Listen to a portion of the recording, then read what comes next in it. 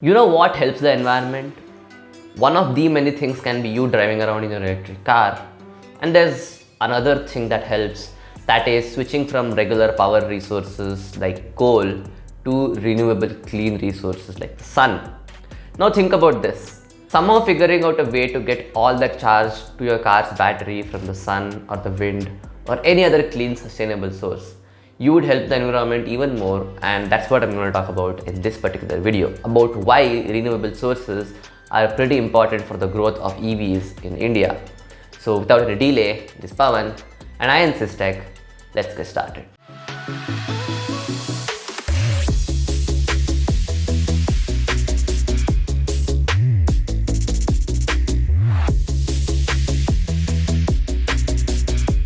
Well, first thing is pretty obvious. More than 70% of India's electricity is generated using coal thermal plants. And in the near future, when we are talking about ICs getting replaced by electrics, and most of these electric cars will be charged using the electricity generated through these dirty sources. And that doesn't make any sense when you're talking about a sustainable clean ecosystem for electric vehicles. See, now this situation might not necessarily harm businesses or the customers' pockets, as both of them will either be making money or saving money by not spending on oil.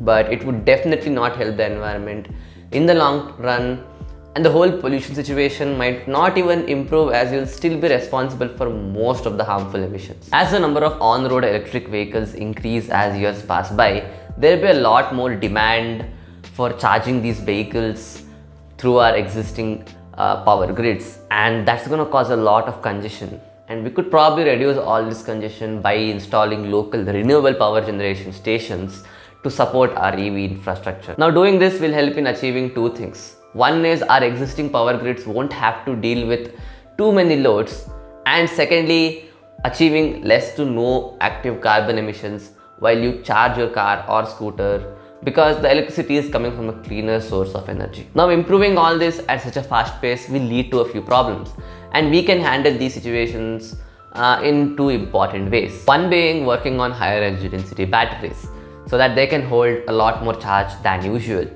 while keeping in mind that they're safer, non-lethal, and they don't lose considerable amount of charge just sitting stationary, say in a parking lot. Or we can come up with newer energy storage technologies like solid-state batteries or ultra capacitors. Basically, what we're trying to do here is save a ton of energy. Secondly, a more challenging one, if possible, our current existing solutions for harvesting electricity using renewable sources are pretty expensive and kind of inefficient, except a few like hydropower plants. Now, I know that the sun isn't up always shining bright and there isn't always wind blasting fast. All engineers can do is to make the existing technologies more efficient, and that will help in the growth of electric vehicles, by providing uninterrupted power supply to charge these damn things. Because we can't control the weather. Moreover, we have something called as vehicle to grid technology, and I would definitely make a detailed video on this soon enough, but this is what you need to know for this video.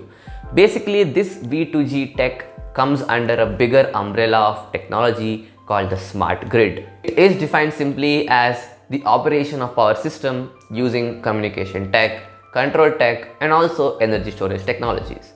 And this helps to balance out the production and demand of electricity. V2G in the sense that your electric vehicles have the capability to send back the energy to the main grid that they have stored in their batteries.